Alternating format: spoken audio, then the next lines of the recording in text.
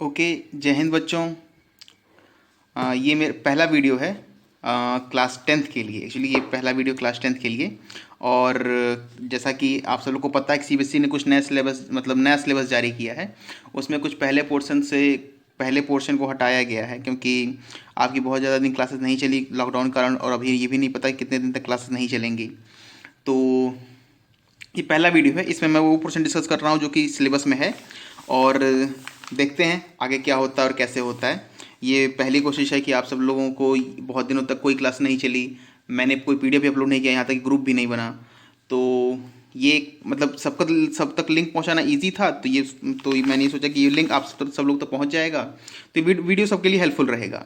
Okay, इसमें basically अगर आप क्लास टेंथ फिजिक्स पोर्शन की बात करें तो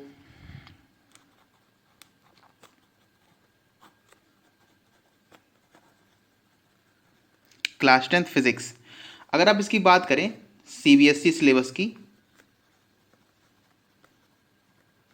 तो कंपैरेटिवली अदर बोर्ड से सीबीएसई सिलेबस थोड़ा सा छोटा है।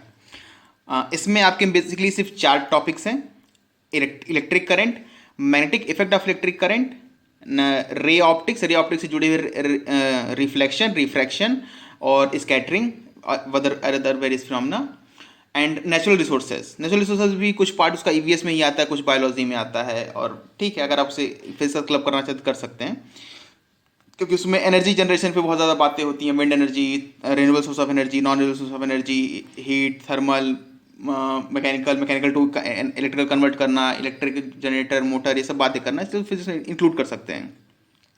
तो बेसिकली आपके जो क्लास टेंथ सीबीएसई फिजिक्स का सिलेबस है वो कंपेरेटिवली मतलब जो है वो बहुत छोटा है। तो इसमें सिर्फ 4 ही टॉपिक्स हैं, और आज हम लोग शुरू करेंगे इसमें इलेक्ट्रिक करंट।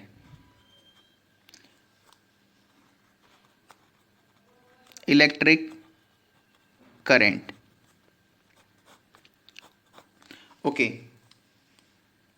मैं एक बात बता दूं कि ये बहुत इंपॉर्टेंट टॉपिक है, हर साल इसमें से क्वेश्चन अच्छे खासे आते हैं, आप इसे बहुत ध्यान से पढ़िए। ये नॉर्मली अगर मैं बात करूं तो सारे टॉपिक्स में से ये बहुत इंपॉर्टेंट टॉपिक है, चारों में से। क्योंकि अगर आपको इलेक्ट्रिक करंट समझ में आएगा तो ही आपको मैग्नेटिक इफेक्ट समझ में आएगा, क्योंकि वो इस चैप्टर के बाद ही आता से जुड़ा हुआ है। तो ये चैप्टर आपके लिए इसलिए भी इंपॉर्टेंट है। और ये बेसिक चैप्टर है, इसमें कोई ज़्यादा मतलब प्रॉब्लम नहीं होगी। मतलब सिंपल से 3-4 फॉर्मूले हैं, अगर आप पढ़ लेंगे तो आपसे क्वेश्चन इजीली सॉल्व हो जाएंगे। कुछ यूनिट से जुड़े हुए क्वेश्चन आते हैं, और ये बहुत इंटरेस्टिंग टॉपिक है, यहाँ तक कि ये आपको 12th में भी मिलेगा। ओके, तो इलेक्ट्रिक करंट, सबसे पहले मैं बता दूं कुछ बेसिक बातें इलेक्ट्रिसिटी के बारे में। हम सभी लोग जानते हैं कि इलेक्ट्रिसिटी क्या है और हमारे लाइफ में क्या यूज़ है इलेक्ट्रिसिटी का। इनफैक्ट अगर आप ध्यान दें तो एक मतलब रिसेंट स्टडी या फैक्ट ये बताते हैं कि हम अपना 70% जो एनर्जी यूज़ करते हैं वो इलेक्ट्रिक एनर्जी होता है। वो फ़ैन चलाने में, air condition, laptop, mobile charging, ये दिस डैट हीटर, तो मतलब जितनी भी एनर्जी हम यूज़ करते हैं उसमें सबसे ज़्यादा ये एनर्जी हम यूज़ करते हैं इलेक्ट्रिसिटी में। इनफैक्ट अगर हम ट्रांसपोर्टेशन को छोड़ दें तो ये फैक्टर बहुत ज़्यादा हो जाता है। मतलब इलेक्ट्रिसिटी एनर्जी हमारे लिए बहुत ज़्यादा ज़रूरी है, ख़ास तौर पे आज के मतलब रिसेंट वर्ल्ड्स में। इसीलिए हम न्यूक्लियर एनर्जी को ही कन्वर्ट करते हैं इलेक्ट्रिक एनर्जी जनरेट करने में। तो मतलब इसका यूज़ बहुत ज़्यादा है, और यूटिलाइजेशन ऑफ इलेक्ट्रिसिटी भी एक बहुत ब्रॉडर कॉन्सेप्ट है। और इसमें हम बेसिक चीज़ें इस चैप्टर में देखेंगे। सबसे पहले हम जो देखेंगे, what is electric current. Electric current and circuits. Next point we will see electric potential, electric potential and potential difference. इसमें इलेक्ट्रिक सर्किट और करंट में बेसिक चीज़ देखें। इलेक्ट्रिक पोटेंशियल डिफाइन करें, पोटेंशियल क्या होता है, किस कारण से होता है, पोटेंशियल किसी 2 पॉइंट्स के बीच में पोटेंशियल डिफरेंस कैसे डिफाइन करते हैं, इसके formula. Next we will see circuit diagram. Circuit diagram से सर्किट डायग्राम से पहले हम कुछ और चीज़ें ओम्स लॉ भी देख सकते हैं। ओम्स लॉ उस जुड़े कुछ बेसिक क्वेश्चन आफ्टर, और इसी में हम इंक्लूड करेंगे Ohm's law. After that a very important topic, ये आपके दोनों पढ़े बहुत इंपॉर्टेंट है और ये इंपॉर्टेंट है, factors, sorry, factors on which resistance depends. Basically R resistance हम रिप्रेजेंट करेंगे आर से, तो R is rho L by, ऐसा कुछ मैं आपको बताऊंगा। रेजिस्टिविटी, लेंथ, किन के फैक्टर्स पे रेजिस्टेंस डिपेंड करता है, रेजिस्टेंस का यूनिट और वेरियस चीज़ें। रेजिस्टेंस, ये इंपॉर्टेंट है, ये ज़्यादा इंपॉर्टेंट है। रेजिस्टेंस, इससे जुड़े ही क्वेश्चन आते हैं बोर्ड में। Resistance of a system of resistors. Next one, heating effect, heating effect of electric current. इसमें मैं Joule's law of heating, in fact formula I²R T V²/R और V/I, ये 3 फॉर्मूले आप देखेंगे इसमें, ये भी इंपॉर्टेंट है आपके लिए। Last one is electric power, ये इसी का पार्ट है। इनफैक्ट इलेक्ट्रिक पावर जो है वो इलेक्ट्रिक इफेक्ट ऑफ करंट से पहले ही आएगा। तो बेसिकली ये सारे टॉपिक्स हम इस चैप्टर में देखने वाले हैं। Let's begin with the first one, that is electric current and circuit.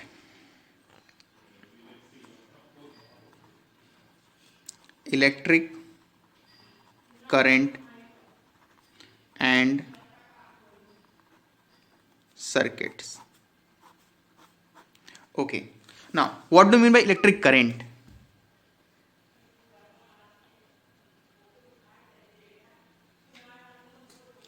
Electric current का मतलब होता है फ्लो ऑफ चार्ज। मीन्स जब भी कोई चार्ज फ्लो करेगा तो हम कहेंगे इलेक्ट्रिक करंट है। तो फिर बात है कि what is charge, basically charge क्या है। तो सबसे पहले डिफाइन करते हैं चार्ज। ओके, चार्ज एक ऐसी कैरेक्टरिस्टिक्स है या एक ऐसी प्रॉपर्टी है मैटर की जिसके कारण वो इलेक्ट्रिक फोर्स बिहेव करता है। मतलब उसके ऊपर इलेक्ट्रिक फोर्स अगर लग रहा है तो वो किस प्रॉपर्टीज या किस फैक्टर या किस कैरेक्टरिस्टिक्स के कारण लगेगा, तो होगा चार्ज। तो चार्ज इज अ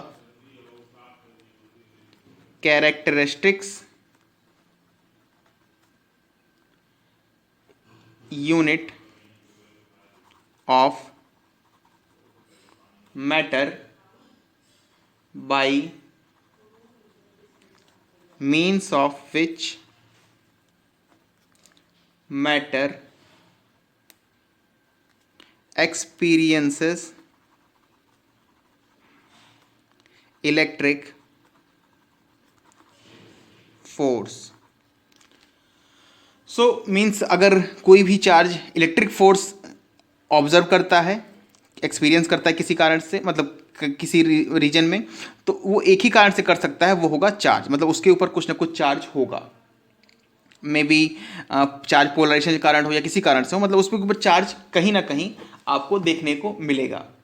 ओके, एक और point, charge is of 2 types.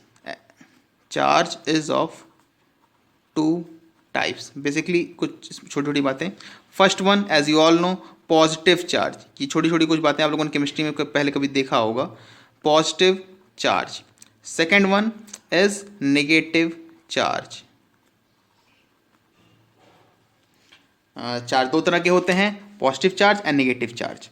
Okay, और एक पॉइंट और, जैसे कि आपको पता होगा, like charges, like or you can say same charges, like charges repel each other, but unlike charges attract each other। Means if अगर चार्जेस सेम है, लेट्स से प्लस प्लस, और यू कैन से माइनस माइनस, तो इनके बीच में repulsion होगा, means plus और plus इनके बीच में हमेशा रिपल्शन होगा, और माइनस माइनस इनके बीच में हमेशा रिपल्शन ही होगा। ओके, अगर लेकिन अगर ये अपोजिट चार्जेस है, मीन्स अनलाइक चार्जेस, तो प्लस माइनस और यू कैन से माइनस प्लस, ये एक ही बात है। इनके बीच में हमेशा अट्रैक्शन होगा, सॉरी इनके बीच हमेशा ही अट्रैक्शन होगा, ये एक दूसरे की तरफ अट्रैक्ट करेंगे और ये एक दूसरे से दूर फोर्स लगेगा इनके ऊपर। और मैं एक बात और बता दूं, इसका यूज शायद आपके लिए ना हो, लेकिन फिर भी ये जो फोर्स लगेगा ये हमेशा इन दोनों को ज्वाइन करने वाली लाइन के अलोंग लगेगा, भले वो अट्रैक्टिव हो या रिपल्सिव हो, लेकिन लगेगा उस दोनों चार्जेस को ज्वाइन करने वाली लाइन के अलोंग ही। एक और पॉइंट इंपॉर्टेंट, डेट चार्ज जो होता है that is always equal to integral multiple of elementary charge. This is charge, this is elementary charge. Now what do you mean elementary charge? Elementary charge, as we know कि charge on electron जो होता है, electron पे जो charge होता है, अच्छा charge को हम जनरली Q से रेफर करते हैं, ये होता है -1.6 into 10 to the power -19 coulomb, and charge on proton equal to +1.6 into 10 to the power -19 coulomb. ये आपको ये डाटा याद करना होगा, क्लास 10th ये डाटा सब लोग याद कर लेंगे। मतलब हो सकता है क्वेश्चन में दिया भी रहे, पर अगर आप इसे याद करते हैं तो आपके लिए अच्छा होगा। सो चार्ज, अच्छा यहाँ पे n क्या है? n एक नंबर है जो कि हमेशा इंटीजर होगा। n इज अ सबसेट, ये सबसेट को रिप्रेजेंट करता है। n is a subset of integer, मतलब कोई भी इंटीजर हो सकता है, मतलब लेकिन हमेशा n एक इंटीजर ही होगा। तो इसे बेसिकली समझते हैं ये क्या कह रहा है। तो चार्ज जो होता है वो हमेशा एलिमेंट्री चार्ज इसके टर्म्स में होगा, मतलब कि किसी बॉडी में से अगर आप एक इलेक्ट्रॉन निकाल लेते हैं, लेट्स से ये एक बॉडी है, दिस इज न्यूट्रल,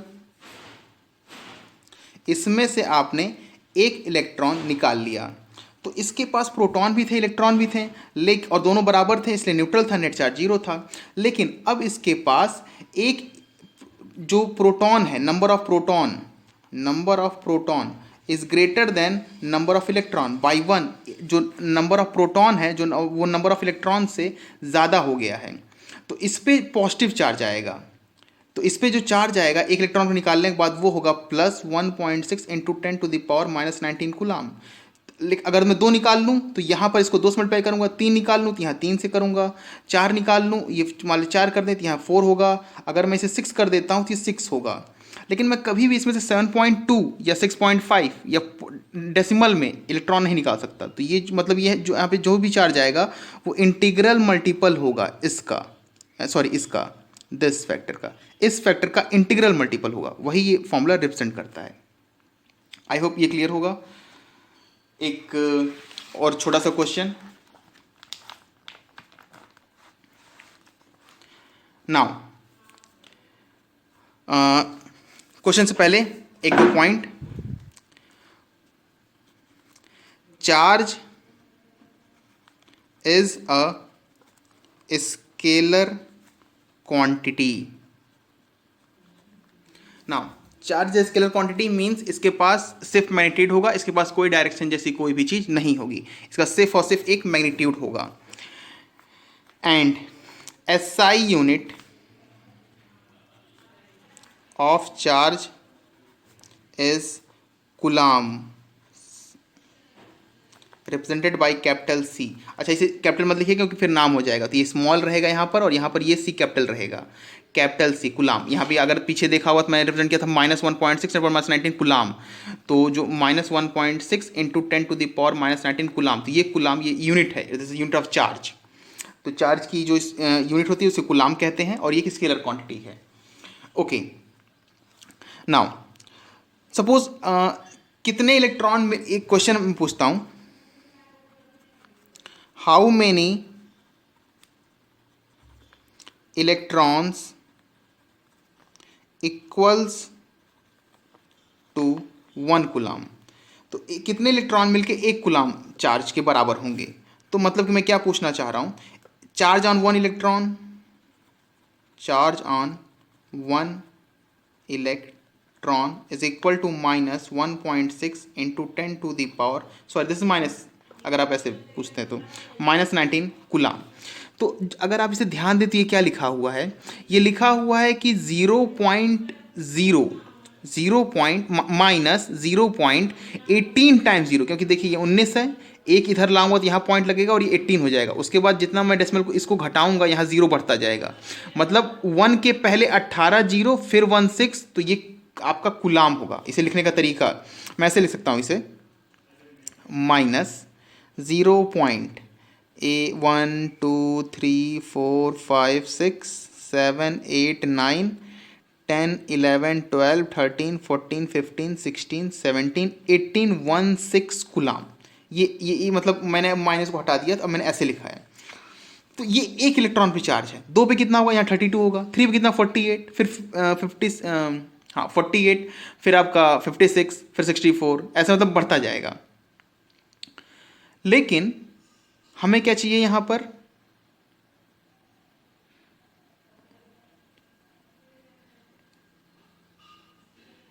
सॉरी 56 नहीं आएगा, 16 32 48, आफ्टर डेट 4, फिर 5, 6 96। तो यहाँ पे मतलब ये ऐसे ये इंक्रीज करता जाएगा, तो ये इंक्रीज जब करेगा तो हमें क्या चाहिए, यहाँ पे आके 1 चाहिए। तो ये मतलब हमें इसको किस फैक्टर से मल्टीप्लाई करें, मतलब minus 1.6 into 10 to the power minus 19 coulomb, इसको हम कितने इलेक्ट्रॉन ले लें ताकि ये बराबर हो जाए 1 कूलाम के। ये अगर आप ऐसे ध्यान, इसको सॉल्व करने का और तरीका है, मैं भी उससे भी सॉल्व करूंगा। तो n यहाँ से निकालना है हमें, अच्छा माइनस 1 कूलाम है, this is equal to minus 1 coulomb, तो this is equal to 1 upon 1.6 into 10 to the power minus 19। आप यहाँ से चाहें तो वीडियो पॉज कर सकते हैं और फिर इसे सॉल्व भी कर सकते हैं और आपका आंसर निकालिए, बट मैं इसे बताता हूँ। n इज इक्वल, इसे सॉल्व करेंगे तो ऊपर जाके होगा 10 टू द पावर 19, लेकिन मैं 18 लिखता हूँ, एक ज़ीरो बाहर निकाल लेता हूँ, और नीचे 1.6, एक ज़ीरो बढ़ा के इसे कैंसिल कर लेता हूँ, तो 16 4 25, 4 4 जा 16, इसे कर दो तो 4 से 24, 2 8 20 बचा, 5 जा 20, तो n will be equal to 6.25 into 10 to the power 18 electrons.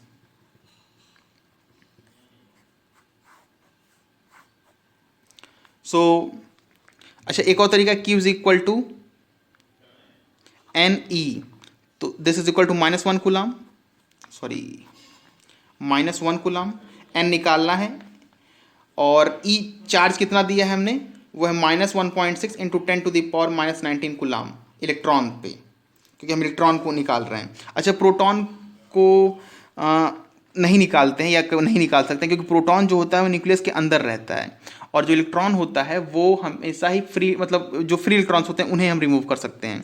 तो बेसिकली कभी भी चार्ज फ्लो की बात आई तो आप इलेक्ट्रॉन से मतलब समझिएगा, नॉर्मली जो प्रोटॉन्स होते हैं वो फ्लो नहीं करते हैं। तो n is equal to 1 upon 1.6 into 10 to the power minus 19 coulomb. So this will be equal to, again अगर आप ध्यान देते हैं हम इसी इक्वेशन पे आ गए, फिर यहाँ सॉल्व करेंगे तो इसका आपका आंसर आएगा 6.25 into 10 to the power 18 electrons.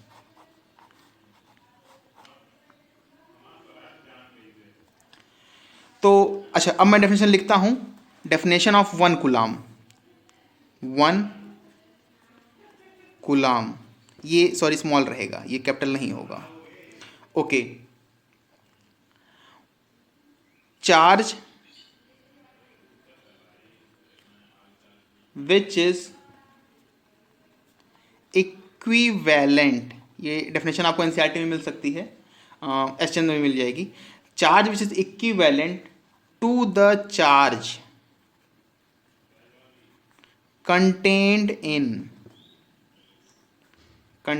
in electrons equal to 6.25 into 10 to the power 18 electrons is known as 1 coulomb. So this is the definition of 1 coulomb. ये डेफिनेशन थी 1 coulomb की, ओके।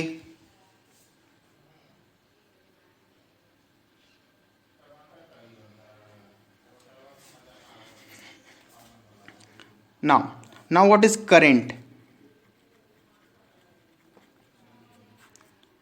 बेसिक बातें कुछ बता दूं, हम लोग करंट को आई से रिप्रेजेंट करेंगे एंड हम लोग चार्ज को, देयर इट इज चार्ज को क्यू से रिप्रेजेंट करेंगे। Okay, I hope this will B clear कि हम चार्ज को क्यू से रिप्रेजेंट करेंगे, करंट को आई से रिप्रेजेंट करेंगे। Now current, what is current? In simple, rate of flow of charge is known as current. Rate of flow of charge is known as current. Simple definition कि जब भी charge flow हो तो हम वही करंट होता है। तो एक और पॉइंट इसको समझाने से पहले, that current is a scalar quantity, scalar quantity, very important point, but it has direction. देखिए, कभी भी जो चार्ज फ्लो होगा, let's say this is the conductor, let's say ये कंडक्टर है, इसके अंदर इलेक्ट्रॉन्स भी होंगे, चूंकि ये एटम से मिलकर बना होगा, ये कोई कंडक्टर है, ये एल्युमिनियम हो सकता है, ये सिल्वर हो सकता है, गोल्ड हो सकता है, ये कॉपर हो सकता है, ये आयरन हो सकता है, ये कोई कंडक्टर हो सकता है। तो इसके अंदर चार्जेस होंगे, फ्री इलेक्ट्रॉन्स होंगे, तो फ्री इलेक्ट्रॉन्स इधर फ्लो कर सकते हैं या इधर फ्लो कर सकते हैं। लेट्स से चार्जेस इधर फ्लो कर रहे हैं, इधर आपके चार्ज इलेक्ट्रॉन्स इधर फ्लो कर रहे हैं। तो अगर इलेक्ट्रॉन्स इधर फ्लो करेंगे तो आपका जो इलेक्ट्रॉन्स के पास एक डायरेक्शन है फ्लो करने की, तो आपका जो करंट होगा उसके पास एक डायरेक्शन होगी। इनफैक्ट इस केस में क्या होता है कि चूंकि इलेक्ट्रॉन्स पे चार्ज नेगेटिव होता है, तो इलेक्ट्रॉन्स इधर फ्लो कर रहे हैं, तो हम करंट जो होगा, कन्वेंशनल करंट, वो इधर फ्लो करेगा। तो करंट इसमें लेफ्ट साइड होगा, या आप ऐसे समझ सकते हैं कि अगर इसमें पॉजिटिव चार्ज इधर फ्लो हो तो करंट इधर होगा। तो करंट के पास मतलब एक डायरेक्शन हो, यहाँ बस आपको ये समझाना चाहता हूँ, करंट के पास एक डायरेक्शन होगा। अगर आपको इसमें कंफ्यूजन कि इलेक्ट्रॉन्स इधर फ्लो है लेकिन करंट इधर क्यों है, तो मैं आपको अभी क्लियर कर दूंगा। लेकिन अभी आप बस ये समझिए कि करंट के पास कन्फर्म है कि एक डायरेक्शन होगा, लेकिन करंट एक स्केलर क्वांटिटी है। ये एक एक्सेप्शन जैसा भी लगता है। फिजिक्स में इसे टेंसर क्वांटिटीज कही जाती हैं। अगर आपको याद हो तो 9th में आपने पढ़ा था scalar quantity and vector quantity. Scalar quantities are those quantity which have magnitude but not direction, and vector quantities have both magnitude as well direction. तो इसके बाद डायरेक्शन होता है लेकिन फिर भी ये स्केलर क्वांटिटी है, तो ये बात ध्यान रखिएगा। Okay, next point is SI unit of current is ampere. Capital A से लिखिएगा, कैपिटल ए एम्पियर लिखें गलत हो जाएगा बोर्ड में भी, इसलिए ध्यान दीजिए और अभी से कैपिटल ए लिखने की आदत डालिए। ओके, तो SI unit of current is ampere. Now एक बात मैं आपको समझा दूं कैसे करंट जो होगा वो अपोजिट होगा। तो basically what is current? Current is rate of flow of charge, और you can say charge flowed in 1 unit second is known as current. तो formula of current is I is equal to Q/T। Okay, now एक example मैं बताता हूं। Let's say ये conductor है, ये आपके इलेक्ट्रॉन्स हैं, फ्री इलेक्ट्रॉन्स एक लाइन में,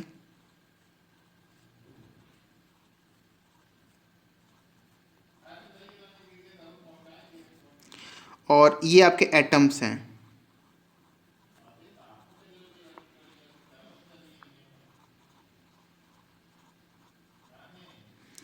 तो हर एक एटम से मैंने इलेक्ट्रॉन को निकाल दिया है और इस पे पॉजिटिव चार्ज आ गया है, मतलब हर एक एटम में पॉजिटिव चार्ज आ जाएगा। हर एक एटम आपका पॉजिटिवली चार्ज हो, क्योंकि हर एक एटम में से एक एक इलेक्ट्रॉन निकाल के मैंने अलग रख दिया है, और कंडक्टर हमारा एटम से मिलकर बना हुआ है, तो हमने देखो पॉजिटिव चार्ज को अलग कर दिया, इलेक्ट्रॉन्स को अलग कर दिया है। क्या होता है बेसिकली, देखो I is equal to q by t और इसकी यूनिट होती है एम्पियर में। तो let say this is equal to, let say current is flowing in this, क्या चलो पहले क्या मानते हैं कि जो इलेक्ट्रॉन्स है वो इधर फ्लो कर रहे हैं। तो इलेक्ट्रॉन्स, तो लेट से इलेक्ट्रॉन्स पे चार्ज कैसा नेगेटिव, लेट से कितने इलेक्ट्रॉन्स फ्लो, कितना चार्ज फ्लो किया है, लेट से फ्लो किया है -2 कूलाम इस डायरेक्शन में, और टाइम लगा है आपका 2 सेकेंड। तो आई स्क्वायर क्यू बाई टी से ये करंट कितना होगा इस तरफ, ये होगा I is equal to -2 coulomb by 2 second, this is equal to -1 ampere, क्योंकि यूनिट इसकी 1 एम्पियर होती है, वही होता है कूलाम पर सेकेंड। तो इधर करंट आया हमारा 1 एम्पियर। ओके, तो करंट जो इलेक्ट्रॉन्स है वो सब इधर फ्लो कर रहे हैं, मतलब इलेक्ट्रॉन पहले यहाँ होगा, फिर यहाँ जाएगा, फिर यहाँ जाएगा, फिर ऐसे ऐसे फ्लो करेगा। लेकिन इसी चीज़ को हम ऐसे समझ सकते हैं कि जो इलेक्ट्रॉन्स हैं वो रुके हुए हैं और जो आपके पॉजिटिव चार्ज हैं वो इधर फ्लो कर रहे हैं। कितना चार्ज फ्लो होगा, 2 कूलाम, क्योंकि इलेक्ट्रॉन्स इतने मतलब -2 कूलाम इधर गए थे, हमने उन्हें ही रोक लिया, मतलब उसकी तुलना में +2 कूलाम चार्ज इधर चला गया होगा, वो रुके होंगे। तो 2 कूलाम, टाइम उतना ही लगा होगा, that is equal to 2 second. तो I is equal to 2 coulomb per 2 second, this is equal to 1 ampere. तो बेसिकली मैं ये समझना चाहता हूँ, अगर आपका निगेटिव चार्ज इधर फ्लो कर रहा है तो आप एज्यूम कर सकते हैं कि उसके मतलब उसकी अपेक्षा में पॉजिटिव चार्ज इधर फ्लो कर रहा है और आपकी उसके अपोजिट डायरेक्शन में करंट पॉजिटिव होगी। सेम वेक्टर जैसा कॉन्सेप्ट कि अगर किसी कंडक्टर में इधर करंट -1 एम्पियर लिखी जाए या -2 एम्पियर लिखी जाए तो हम कह सकते हैं कि इधर करंट 2 एम्पियर है, and this is very equally valid situation. अगर आप ध्यान दें डायरेक्शन को अब रिवर्स करने से मैग्नीट्यूड पे नेगेटिव साइन हट गया है। एग्जैक्टली सेम जैसे हम कहते थे इधर डिस्प्लेसमेंट अगर 2 मीटर का हुआ है तो इन टर्म्स ऑफ दिस इस तरफ डिस्प्लेसमेंट -2 मीटर का होगा। This is displacement, displacement. तो डायरेक्शन को अपोजिट करने से एक माइनस साइन आता है, तो चूंकि नेगेटिव चार्ज फ्लो करते हैं लेकिन हम पॉजिटिव चार्ज लेते हैं उसके अपोजिट डायरेक्शन में, तो इसी कहते हैं कन्वेंशनल करंट। पर ऐसा कोई मतलब ये समझाने के लिए है आपको, लेकिन ये हमारा पूरा एजम्पशन है, हमेशा फ्लो क्या करेगा इलेक्ट्रॉन, और हमेशा एज्यूम क्या करेंगे फ्लो करना पॉजिटिव चार्ज, पर पॉजिटिव कभी फ्लो नहीं करता है। ओके, कुछ बेसिक पॉइंट्स और 1 ampere is equal to 1 coulomb per 1 second. इसको मैं डिफाइन कर 1 एम्पियर को डिफाइन करता हूँ। 1 कूलाम को क्लियर होगा 6.25 मीटर पर 18 इलेक्ट्रॉन्स। तो इफ 1, कुछ लोगों को डाउट भी था यहाँ पर, कुछ लोगों ने ग्रुप पर पूछा था कि सर 1 एम्पियर जो है, जो एक डेफिनेशन लिखी थी कि जो फोर्स होगा वो 2 × 10⁻⁷ न्यूटन किसी दो कंडक्टर के बीच में इनफैक्ट एक 1 मीटर पे है तो उनके बीच में अगर इतना फोर्स लगेगा दोनों में करंट इतनी होगी। वो एकदम सही है, लेकिन वो आप बाद में पढ़ेंगे। ठीक है, अभी के लिए आप ये समझिए, if 1 coulomb of charge has flow in 1 second, current is said to be equal to 1 second, sorry 1 ampere. Okay, तो इस वीडियो में इतना ही, बाकी अगले में देखते हैं। और आपको वीडियो कैसा लगा कमेंट करके ज़रूर बताइएगा मुझे। ओके, जय हिंद।